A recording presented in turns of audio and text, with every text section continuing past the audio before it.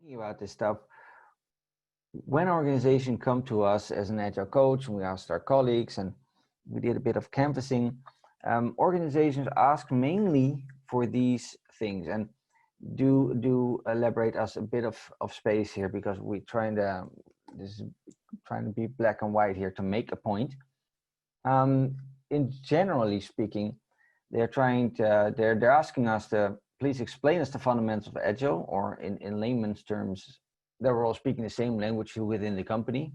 So if we have a daily scrum that everybody knows what we're talking about, just to dumb it down. And then give us an action plan on how to implement that into our environment. And obviously coach and consult us during this implementation phase. And then the transformation would be complete, right? That would then constitute for us that we are at the right point for our transformation. And in its sense, in itself, it does make sense.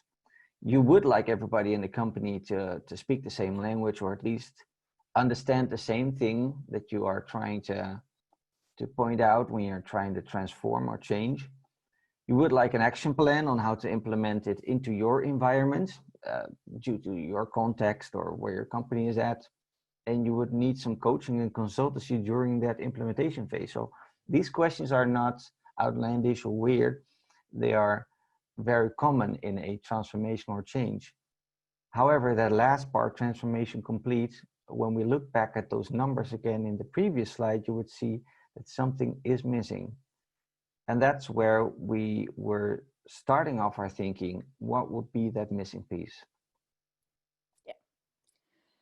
So what Bartwin mentioned, and when we started off during our research around this, why a lot of change initiatives in organizations tend to fail. And if you look back at the previous slide, like what organizations, what leadership teams most of the time ask us as consultants to do, is focus a lot on getting a driver into place. So what a driver is purely a roadmap on where to go, what kind of goals do we want to achieve, and make our journey towards our goal. Most of the time we set our driver, that becomes really the motivator of the change that an organization wants to go through. So they're really clear on why they want to change in a driving.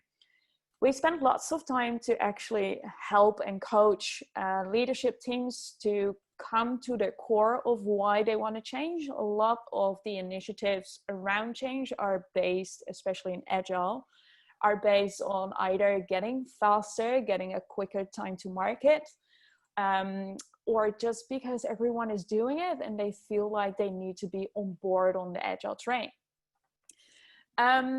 So we often start off as business consultants to guide an organization towards why do you want to change, and we set up that driver. We make a clear roadmap on where are they now and where do they want to go, and we set milestones in that plan to actually celebrate successes as soon as they reach those milestones.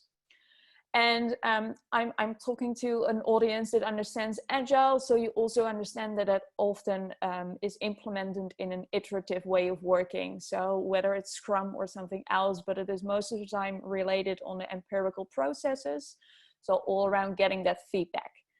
So this is the first thing that we actually do.